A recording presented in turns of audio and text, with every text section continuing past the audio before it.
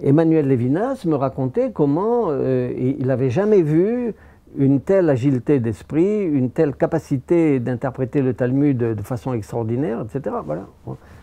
Donc moi, je le crois, je suis obligé de... Il n'y a aucune raison de ne pas croire Emmanuel Levinas sur un sujet comme cela.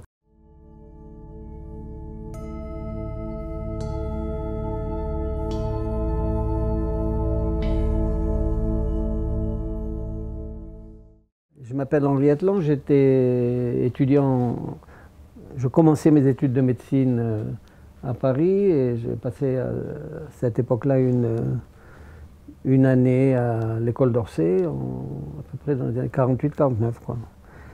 Et puis dans les années qui ont suivi, avec tout un groupe d'étudiants, parmi lesquels plusieurs anciens d'Orsay comme moi, bon, ben, il nous est arrivé de suivre quelques cours à Paris de M. Chouchani, qui nous avait été recommandé comme quelqu'un de très intéressant pour apprendre quelque chose du judaïsme. Mais ceci dit, donc c'est comme ça, en effet, que j'ai pu suivre quelques cours, pas très nombreux d'ailleurs, de M. Chouchani, mais ceci dit, enfin, moi, je ne suis pas du tout la personne la mieux placée pour vous parler de lui, parce que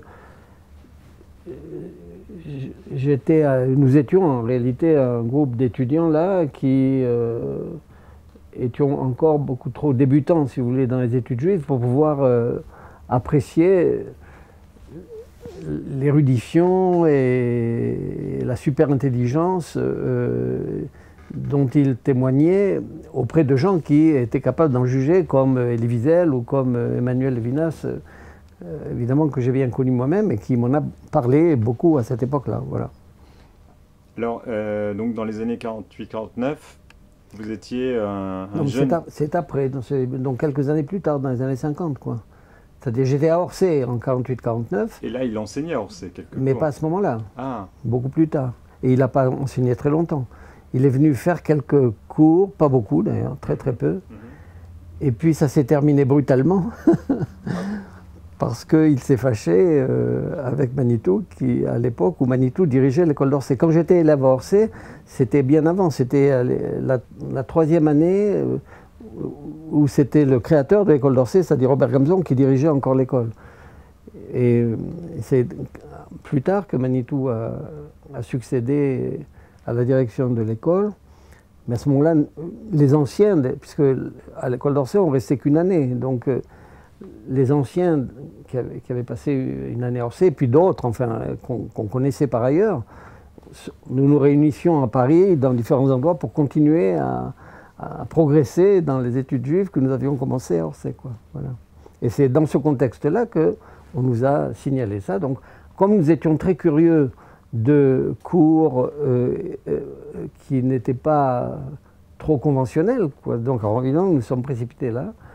Et puis voilà, maintenant, ceci dit, moi, le souvenir que j'ai des cours, bah, c'est un peu limité parce que, comme je vous le dis, je n'étais pas vraiment en état d'apprécier des choses extraordinaires. Par contre, tout ce que je me rappelle, c'était qu'il nous faisait des cours sur le prophète Malachi. Et dans le cadre de ces cours-là, eh bien ça, j'ai un souvenir très vivace de cela. Eh bien, il commentait un verset de Malachi qui s'adressait aux Kohanim et qui les invectivait en les traitant de Bosé Shmi, c'est-à-dire qui méprisait mon nom. Et Chouchani interprétait ça en donnant une signification actuelle, en projetant cette invective sur les rabbins.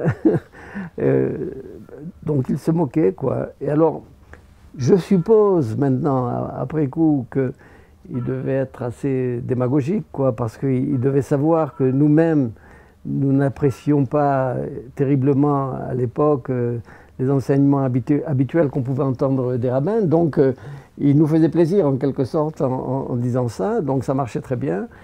En plus, nous étions évidemment très impressionnés par le fait qu'il faisait ses cours sans aucun livre et qu'il savait par cœur exactement tout ce qui était dit et tout ce qu'il fallait chercher. Bon, voilà.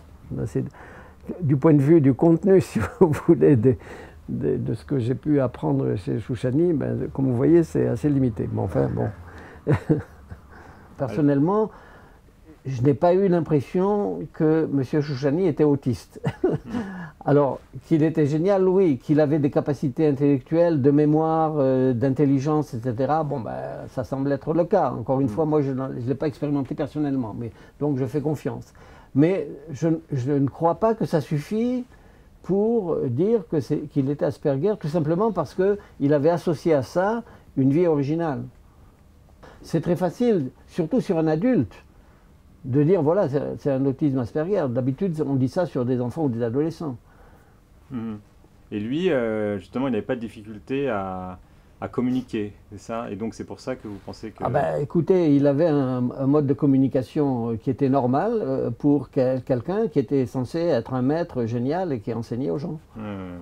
Il a vu de l'humour. Bien sûr. Ouais.